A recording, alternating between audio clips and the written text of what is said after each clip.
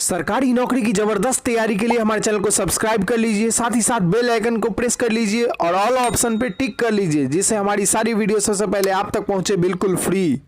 Hello, welcome everyone और स्वागत है आपका हमारे यूट्यूब चैनल कंपटीशन एक्सपर्ट झांसर पे।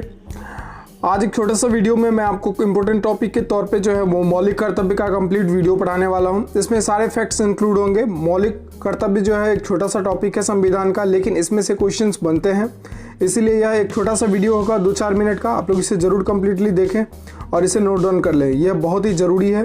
तो चलिए स्टार्ट करते हैं आज की वीडियो और जानते हैं मौलिक कर्तव्य को।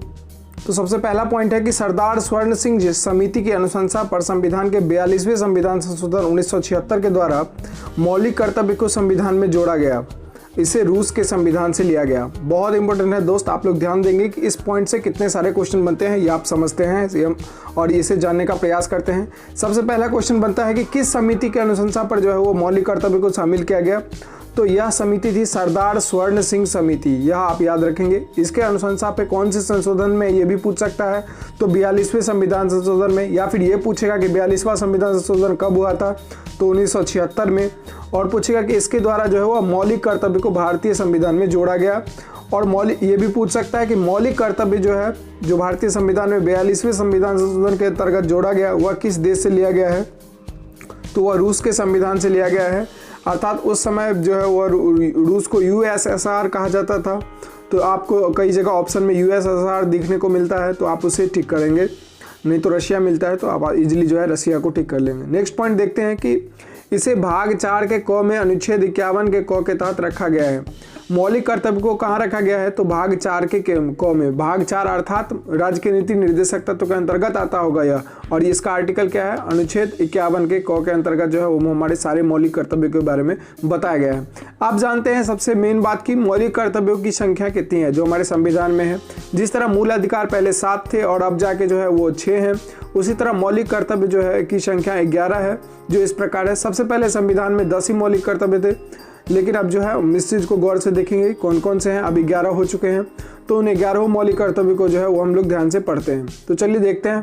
पहला जो मौलिक कर्तव्य है वह यह है कि प्रत्येक नागरिक का यह कर्तव्य होगा कि वह संविधान का पालन करेगा, वह उसके आदर्शों, संस्थाओं, राष्ट्रध्वज और राष्ट्रीय गान का आदर करेगा। यह हर नागरिक का, हर भारतीय का कर्तव्य होगा।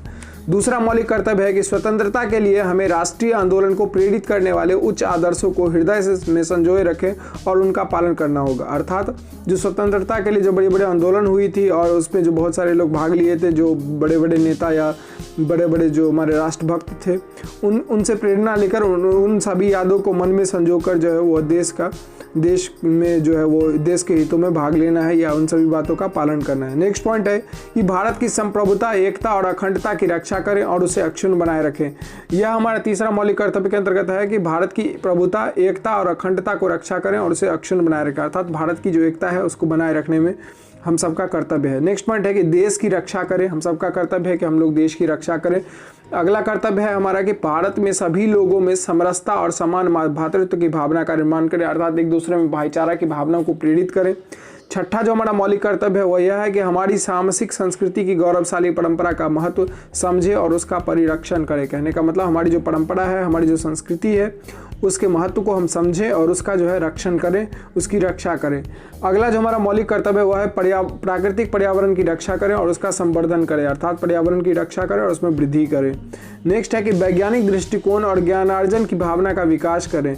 जो हमारा अगला मौलिक कर्तव्य है वह यह है कि हम अपने अंदर वैज्ञानिक दृष्टिकोण और ज्ञान अर्जन अर्थात ज्ञान की प्राप्ति की भावनाओं को विकास करें।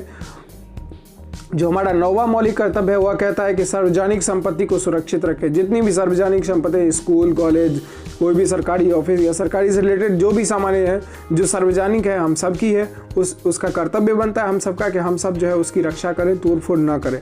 नेक्स्ट पॉइंट है कि जो 10वां हमारा मौलिक कर्तव्य है वह कहता है कि व्यक्तिगत एवं सामूहिक गतिविधियों के सभी क्षेत्रों में उत्कर्ष की ओर बढ़ने का सतत प्रयास करें। अर्थात अगर व्यक्तिगत कर रहे हैं या फिर कोई सामूहिक काम कर रहे हैं, उन सभी क्षेत्रों में जो है आगे बढ़ने का निरंतर प्रयास करें। अगला कहता है हमारा जो अंतिम मौलिक कर्तव्य है वह कहता है कि माता पिता या संरक्षक द्वारा 6 से 14 वर्ष के बच्चों हेतु प्राथमिक शिक्षा प्रदान करना। यह जो है हमारा मौलिक कर्तव्य के अंतर्गत जोड़ दिया गया है कि 6 से 14 वर्ष तक के बच्चों को उनके माँ बाप जो होंगे वह प्राथमिक शिक्षा जरूर प्रदान करेंगे। और यह जो है वह 86वां संशोधन जो है संविधान संशोधन 2002 के अंतर्गत जो है वह जोड़ा गया था।